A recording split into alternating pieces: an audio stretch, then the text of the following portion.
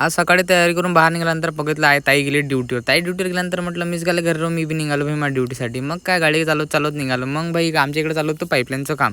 पाईपलाईनच्या कामाचा तिकडला रस्ता बंद होता. मग याने आम्हाला हा रस्ता करून दिला जिथून मी गाडी घेऊन निघालो. मग काय भाई एकदम खतरनाकमध्ये रस्त्याने चालता आता कावड दिसली. कावड यात्रा पाहिल्यानंतर मग तिथून निघालो मी सरळ माझ्या पोस्टिंगसाठी.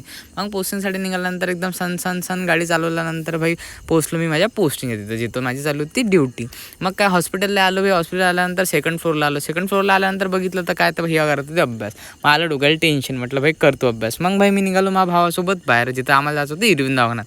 भाऊला लागला तर चाकू टीटीचं इंजेक्शन घ्यायला. मग आलो ना भाई आम्ही आमच्या इरविन दवाखान्यात. इरविन दवाखान्यानंतर आल्यानंतर पहिले काढली भावासाठी चिठ्ठी काढल्यानंतर आलो आम्ही इंजेक्शन घ्यायला. इंजेक्शन आल्यानंतर पवन भाऊनं घेतलं इंजेक्शन घेतल्यानंतर आलो आम्ही आमच्या गाडीपाशी. गाडी काढल्यानंतर भाई मस्त म्हटलं निघा, म्हटलं आता जायचं होतं आम्हाला ड्युटीवर आमच्या हॉस्पिटलला.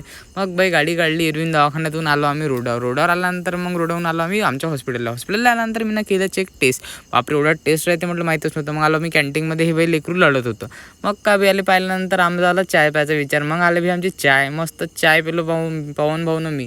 चाय पिल्यानंतर गेलो आम्ही सेकंड फ्लोअरवर टेम्परेचर घेतल्यानंतर आमची पोस्टिंग संपल्यानंतर मी निघालो घरच्या घरी जाता भाई आम्हाला दिसला एवढा मोठा मोर्चा. इथं झालं होतं आंदोलन, कायच होतं माहीत नाही. चला मित्रांनो भेटू नवीन ब्लॉगमध्ये. Like share and subscribe my channel.